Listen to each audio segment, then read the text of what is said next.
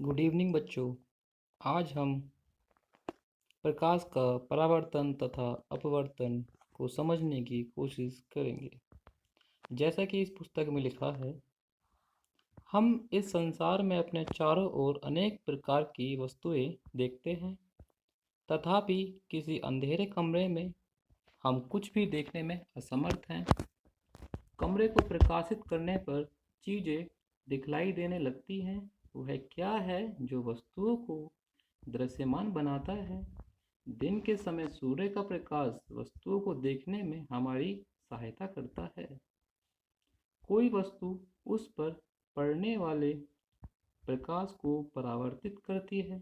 यह परावर्तित प्रकाश जब हमारी आंखों द्वारा ग्रहण किया जाता है तो हमें वस्तुओं को देखने योग्य बनाता है।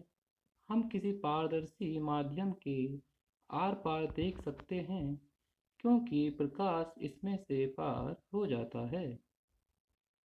प्रकाश से संबंध अनेक सामान्य तथा अद्भुत परिघटनाएं हैं, जैसे दर्पणों द्वारा प्रतिबिंब का बनना, तारों का टिमटिमाना, इंद्रधनुष के सुंदर रंग, किसी माध्यम द्वारा प्रकाश को मोड़ना आदि।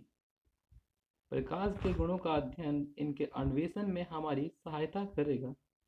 अपने चारों ओर कुछ सामान्य प्रकाशिक परिघटनाओं को देखकर हम यह निष्कर्ष निकाल सकते हैं कि प्रकाश सरल रेखाओं में गमन करता प्रतीत होता है। यह तथ्य कि एक छोटा प्रकाश स्रोत किसी अपारदर्शी वस्तु को तीक्ष्ण छाया बनाता है, प्रकाश के एक सरल रेखीय पथ की ओर इंगित करता है, जिसे प्रायः प्रकाश किरण कहते हैं। प्रकाश के बारे में बच्चों आपने 8th क्लास में पढ़ा है, जो कि आपने इंग्लिश में पढ़ा होगा, जिसमें आपने परावर्तन के नियम, जिसको इंग्लिश में लॉ ऑफ रिफ्लेक्शन बोलते हैं, इसके 2 नियम हैं। जो पहला नियम है, angle of incidence is equal to angle of reflection. आप दूसरा नियम है दूसरा नियम है इंसिडेंट रे, नॉर्मल रे एंड रिफ्लेक्टेड रे। ये तीनों रे जो होती हैं एक सेम प्लेन में लाई करती हैं। जैसे कि आप 10.1 में देख सकते हैं, प्रकाश का परावर्तन,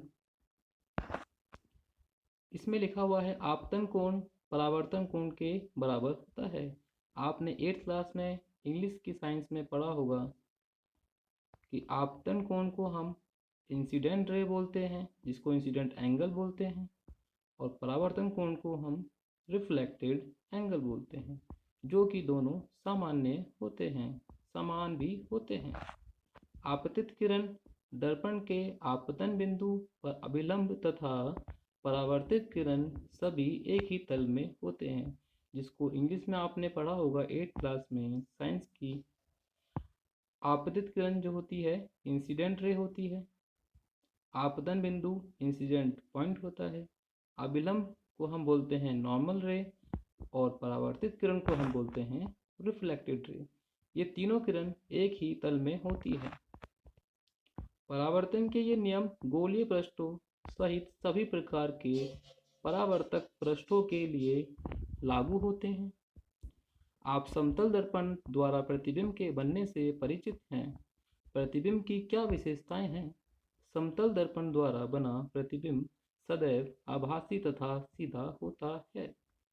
प्रतिबिंब का साइज बिंब के साइज के बराबर होता है।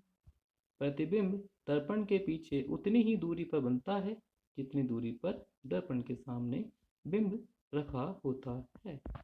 जैसा कि बच्चों आपके घर में प्रतिबिंब होगा, जिसको हम दर्पण बोलते हैं। दर्पण में आप अपने आप को देखते होंगे, आप कितने बड़े हैं, लेकिन दर्पण में आप आसानी से अपने आप को देख सकते हैं। जैसा कि इसमें लिखा हुआ है, चमकदार चम्मच आपने देखी होगी, जिसको हम खाने में प्रयोग करते हैं। इसका वक्रित पृष्ठ जो होता है एक वक्रित दर्पण की भांति माना जा सकता है। सबसे अधिक उपयोग में आने वाले सामान्यतः वक्रित दर्पण का प्रारूप गोलीय दर्पण है। इस प्रकार के दर्पणों के परावर्तक पृष्ठ किसी गोले के पृष्ठ का एक भाग माना जा सकता है। ऐसे दर्पण जिनका परावर्तक पृष्ठ गोलीय है उसको गोलीय दर्पण कहते हैं। दर्पण हम आप आगे जो पढ़ेंगे, मोटरसाइकिल में दर्पण होता है, कार में दर्पण होता है, सेविंग मिरर में दर्पण होता है। प्रकाश का जो रोल है हमारी सराउंडिंग्स में बहुत ज़्यादा रोल प्ले करता है। तो इसके बाद बच्चों हम कल पढ़ेंगे। बाय बच्चों।